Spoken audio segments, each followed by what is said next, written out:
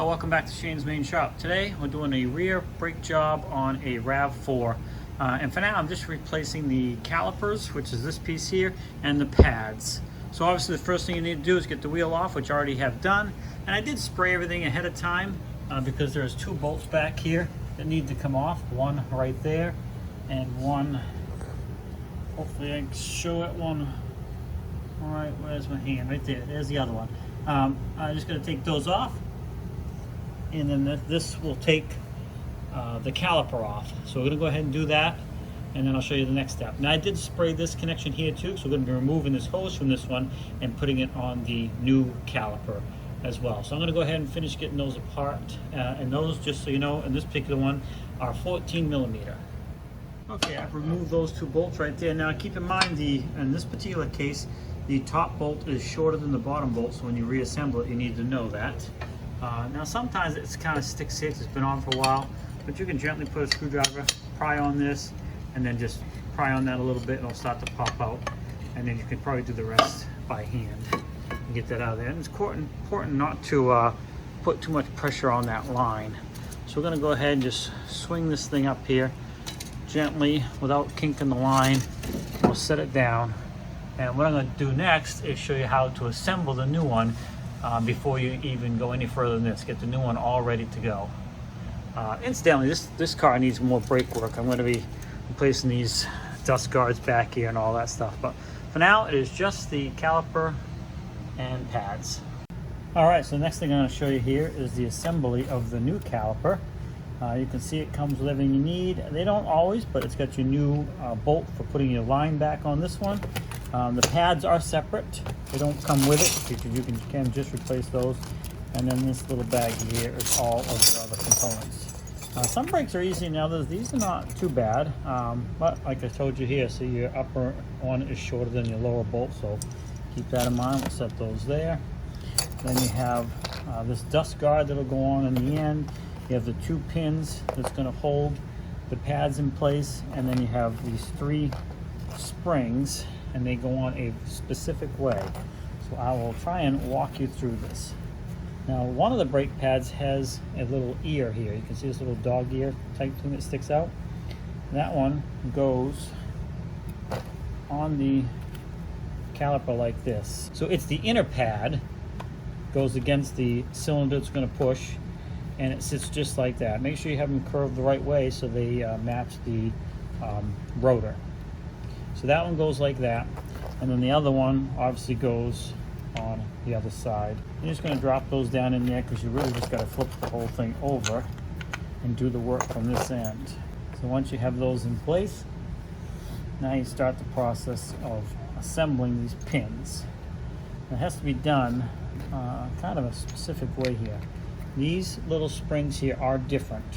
One of them, this prong is facing this way to go in this hole of this pad. Then this little saddle rides over the top of it, and then the last end of this will end up underneath this pin when it goes in. So hopefully I can show you this the best I can. The other one is the opposite. It'll go this way into this pad and saddle over it and under the pin. So we actually got to do that one first. So I just put that in the hole of the brake here, lay it down over the top of the pad, and it's kind of resting somewhat in position, but if you try to put the pin, it's going to run into it. So what I'll get is, I thought I had it right here handy. Yep, I did. Something that you can just, small, you can push that pin spring down with. I'm going to get the pin started through, just barely. Hopefully you can see that. Then I'm going to move this camera. I'm talking right here where this is pointed. So the pin's just started to come through. I'm actually going to back it up a little bit. Then I'm going to push on the end of the spring, push it down, pass, whoops, and that will happen sometimes. Make sure you don't lose it. It's got to push past. I'll hold it with one hand so you can get this pin past it. There you go. So hopefully you saw that.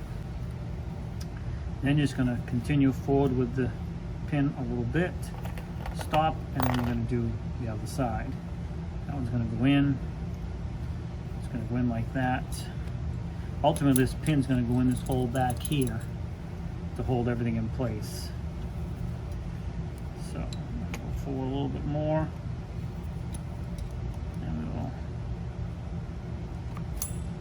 There we go, that one jumped out too. It can be a little tricky, a little bit of a pain, but just get the pin on top of it like that. Sometimes you gotta lift it up, push that pad up a little bit to get it started through. There we go. And now I'm just gonna line it up with that hole in the back there, and you can see the pin is back here now, right there.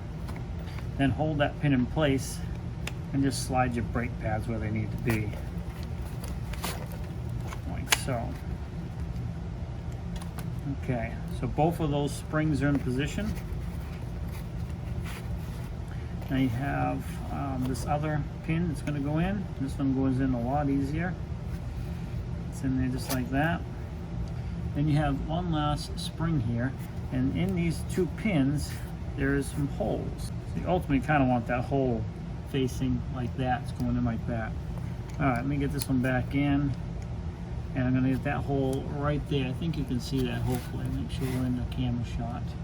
And then we're just going to, oops, that one came out. Once it goes in, it locks in.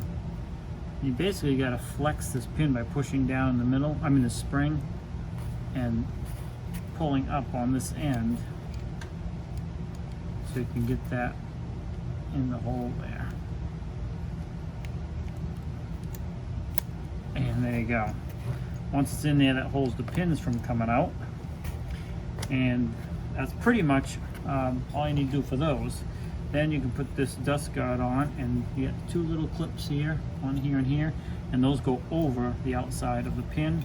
And obviously the biggest part of it covers in further. So we put one side on like that, and then you can just hook it in like that. There's two little ears right here and here that kind of rest right in behind the caliper and lock in. So now this is ready to be put back on the vehicle. And all we have left is these two bolts here. All right, so here it is all together. The old one is still up top and attached, and the reason why I left that is because I don't want to lose any more fluid than necessary. So I get this one all in place and ready to go before we even bother. Now sometimes you got to push these little shafts back here because they're just the guides where the bolts go through, and if they're in too far, it won't clear the rotor. So just push those back, and then this should slide on there. And remember, the short bolt goes up top. Get that to turn a couple turns. I know I'm probably blocking the view a little bit. That one goes in there. You just got to wiggle it a little bit until it lines up.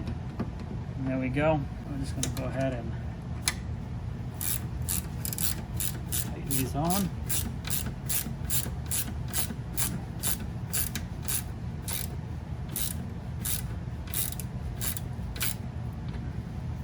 I don't tighten up completely until they're both snugged up. All right, I only use that to go that far, and then I use a solid one just so I don't ruin my ratchet wrenches. And then make sure everything is still turning okay, which it is, nothing's binding up. And you're just gonna go ahead and tighten things up. Now, some of you out there might say there's torque specs to these, and there probably is, but I just put them good and tight without breaking them. So that is back on, clips in place, everything's there. Next thing I'm gonna do is remove this bolt, which is the bolt that's gonna bolt on the new line. And what I do is I get it ready. What I'll do, you're gonna take one of these washers off. It's a washer slash gasket, and set it aside and just have it ready to go. So when you disconnect the other one, you can quickly put this on the old line and get it back together quick as you can, just so you don't lose a lot of fluid. It just makes for less bleeding later on. All right, next part, I don't know if you'll be able to see very well, but I'm going to remove the line off of the old caliper here. Oh, wait a minute, it is a 12. I grabbed the wrong one. So the line on this happens to be a 12 millimeter. Now, the new one I noticed was not. So I have that ready. It's an 11. They're always changing things up. So the new one's 11, have that wrench ready, and the old one's a 12. And since this is not connected to anything, it's a little bit harder because it just wants to wiggle around. Sometimes it's harder, sometimes it's not attached, but sometimes if you give it a quick wrap in the right direction, it'll come off.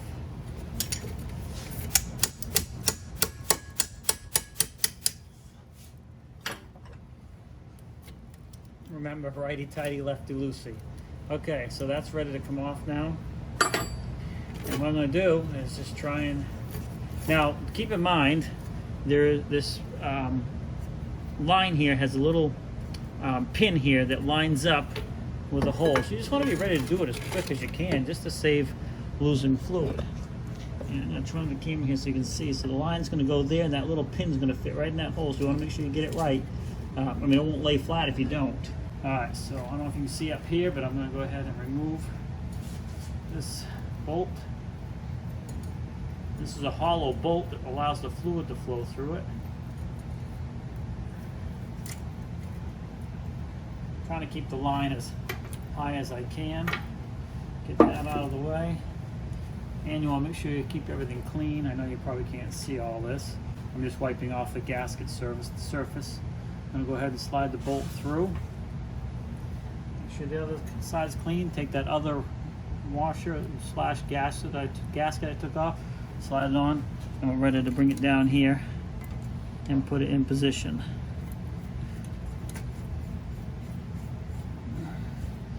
Put that on there quick as we can, like I said.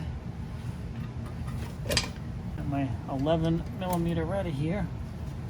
Make sure your line is going the right direction. It's not twisted or anything like that.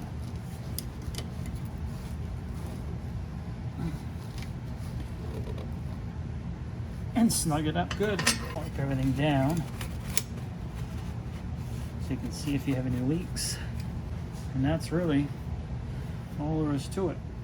All right, hopefully this helps you out a little bit. Like I said, it's just a quick replacement of the pads and a caliper. I did both sides on this. Yeah, keep that in mind too. If you're going to do this, always do both sides. If you're doing the rear, do both rear wheels. If you're doing the front, do both front wheels. It's not worth just doing one. Do the whole thing. In fact, I really got to change this rotor as well. But I'm going to do that probably for another video at another time. So, if you need to replace your caliper, a lot of vehicles are very similar, just sometimes how they assemble is a little bit different. Hopefully this video helps you out a little bit. Don't forget to hit that subscribe button and the bell icon so you're notified of any future videos. Please leave a comment down in the comment section.